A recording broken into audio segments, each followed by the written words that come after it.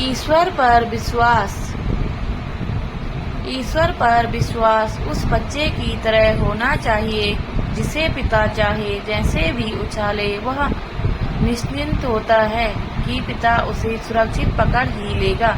इसी तरह जो लोग ईश्वर पर विश्वास करते हैं वह हर परिस्थिति में सकारात्मक रहते हुए अपने कर्म करते हैं और परिणाम ईश्वर पर छोड़ देते हैं।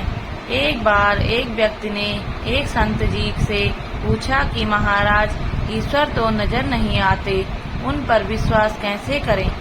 कृपया आप मुझे आसान शब्दों में इसका अर्थ समझाइए।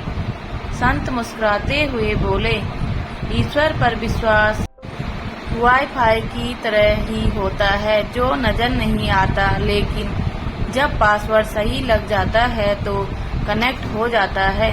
ईश्वर पर विश्वास करने वाले सुख दुख हर परिस्थिति में उसका स्मरण करते हैं और उसकी शक्ति पर उनका विश्वास अटूट होता है। एक बार एक लड़का था, दिन भर ईश्वर की भक्ति में लीन रहता था, न घर का कोई काम करता और न व्यापार में हाथ बटाता था, लेकिन साधु संतों की खूब सेवा करता था।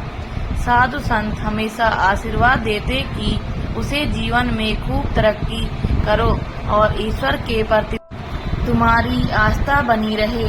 लेकिन कोई काम धंधा न करने के कारण उसका परिवार उससे बहुत परेशान था।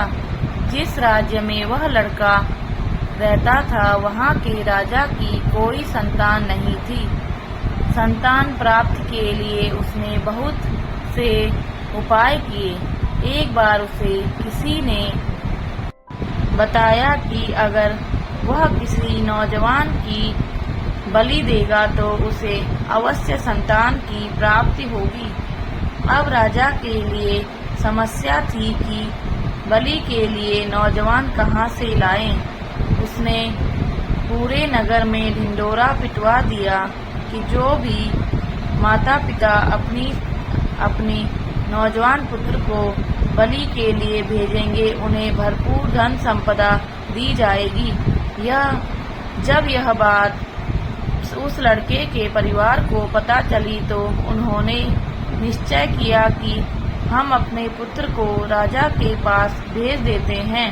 वैसे भी यह हमारे किसी काम का नहीं है। सारा दिन ईश्वर की भक्ति और साधु संतों की सेवा में ही लगा रहता है।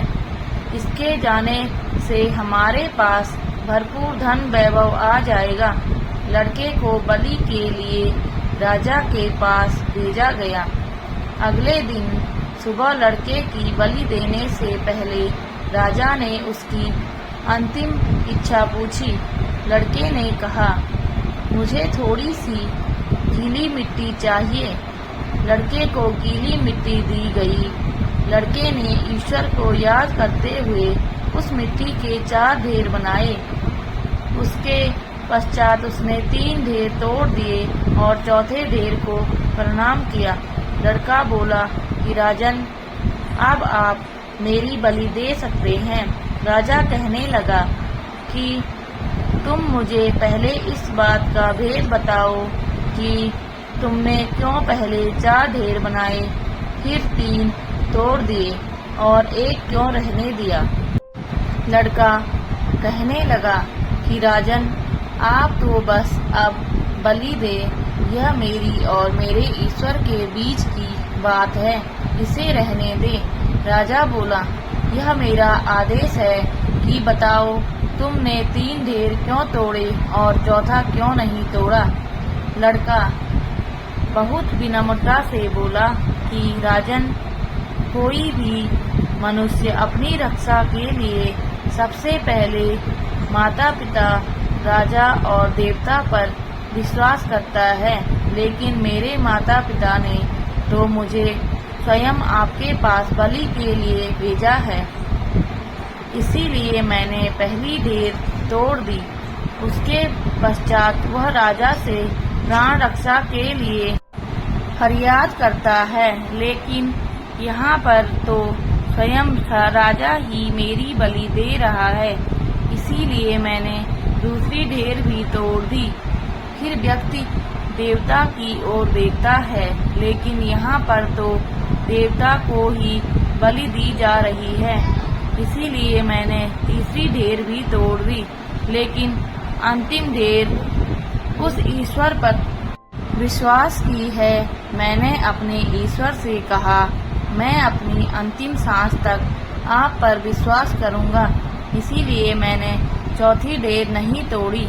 लड़के की बातें सुनकर राजा को आभास हुआ कि यह लड़का तो बहुत ज्ञानवान है। राजा ने उसकी बलि देने का विचार त्याग दिया। उस लड़के के ईश्वर की प्रति विश्वास ने उसकी आस्था को टूटने नहीं दिया और ईश्वर की कृपा से राजा का मन बदल गया और उसने लड़के को ही अपना उत्तराधिकारी घोषित कर दिया।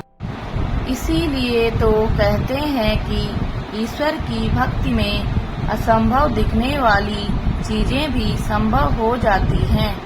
एक बार एक गर्भवती हिरनी ने अपने बच्चे को जन्म देने के लिए एक एकांत स्थान को चुना। जैसे ही उसे प्रसव पीड़ा शुरू हुई, उसी समय आसमान में बादल घिर आए और बिजली कड़कने लगी। तभी उसकी दृष्टि अपनी दाईं ओर गई तो एक शिकारी उसकी ओर निशाना साधे खड़ा था। जैसे ही उसने बाईं ओर देखा, एक भूखा शेर उसका शिकार करने के लिए तत्पर था। उसने पीछे मुड़कर देखा तो नदी अपने उफान पर थी और सामने जंगल की घास में आग ही लपटें निकल रही थी। इस समय हिरनी दुविधा में फंस गई। उसके मन में कई प्रश्न एक साथ कौंध गए थे। क्या वह अपने बच्चे को जन्म दे पाएगी?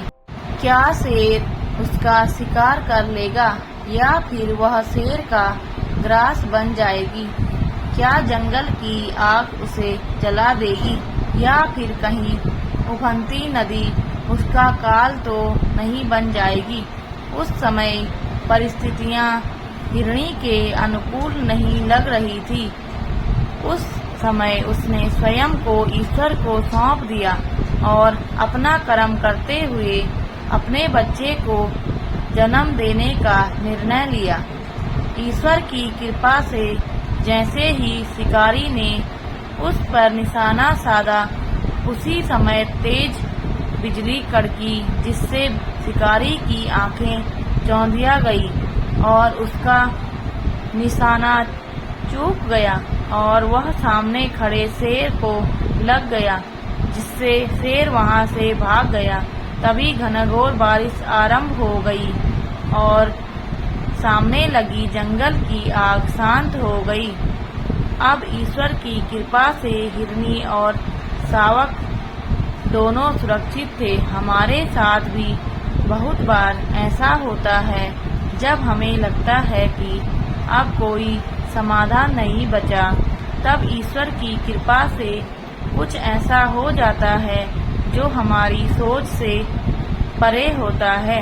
इसीलिए ईश्वर पर विश्वास व्यक्ति में उम्मीद की किरण को जगाए रखता है, जिससे वह कठिन परिस्थितियों में भी आगे बढ़ने के लिए लगातार प्रयासरत रहता है। व्यक्ति ईश्वर पर विश्वास करते हुए अपना कर्म करता रहता है और नकारात्मकता उस पर हावी नहीं हो पाती, क्योंकि वह जानता है कि ईश्वर हर परिस्थिति में उसके साथ है। दोस्तों, यदि आपको हमारी कहानी अच्छी लगी हो तो प्लीज़ लाइक, कमेंट, शेयर और सब्सक्राइब जरूर करें। धन्यवाद।